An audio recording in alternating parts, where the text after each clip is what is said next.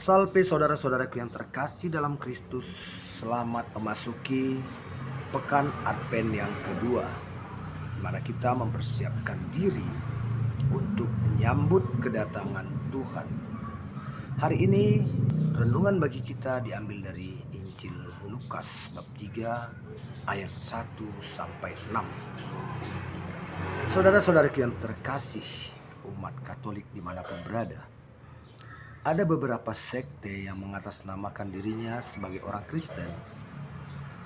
Dalam memahami kitab suci, mereka begitu fanatik dan mereka cenderung untuk mengartikan kitab suci itu secara letterlit.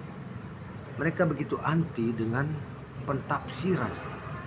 Nah, dalam Injil hari ini, Yohanes dengan bimbingan Roh Kudus karena perintah Allah berseru-seru di padang gurun, bertobatlah sebab kerajaan Allah sudah dekat. Berilah dirimu dibaptis. Dengan pembaptisan maka dosa-dosamu akan diampuni.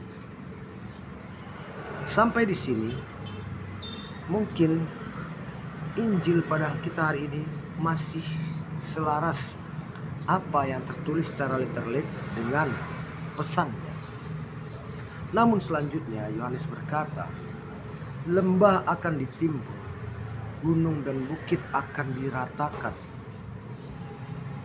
jalan yang berkelok akan diluruskan. Nah, sampai pada ayat ini, bila kita menerjemahkannya hanya sesuai dengan kata-kata yang tertulis dalam Injil hari ini, kita mungkin akan terbayang dengan kejadian yang baru-baru ini terjadi di negeri kita. Akhir-akhir ini di negeri kita banyak kita dengar berita terjadinya tanah longsor, banjir. Dan banjir ini juga bisa menyebabkan terjadinya tanah longsor itu. Nah, apakah Injil Tuhan bagi kita hari ini tentang gunung dan bukit akan diratakan adalah terjemahannya sama dengan tanah longsor, yaitu tanah yang jatuh dari bukit dan gunung dan mengisi lembah-lembah?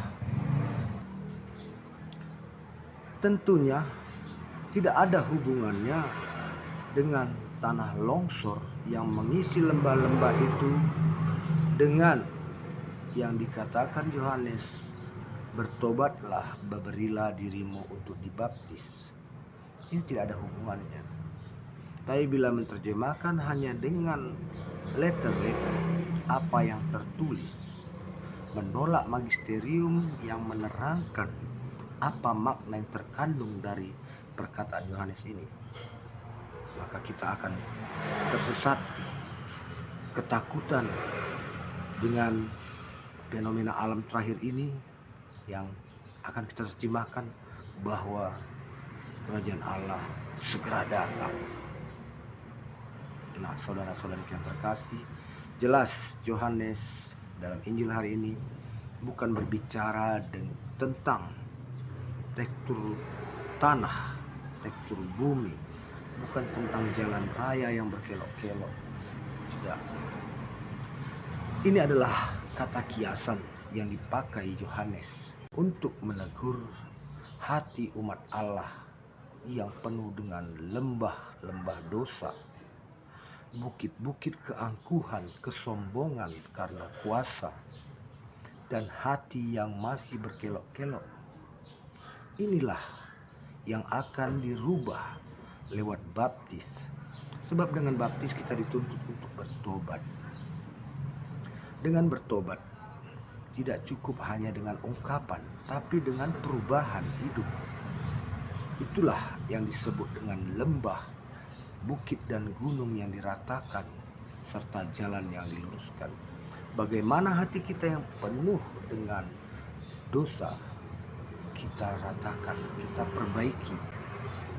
Bagaimana hati kita yang penuh dengan bukit-bukit keangkuhan dan kesombongan, kita ratakan, kita hilangkan keangkuhan itu. Dan bagaimana hati kita yang masih berkelok-kelok, kita luruskan hanya kepada Allah.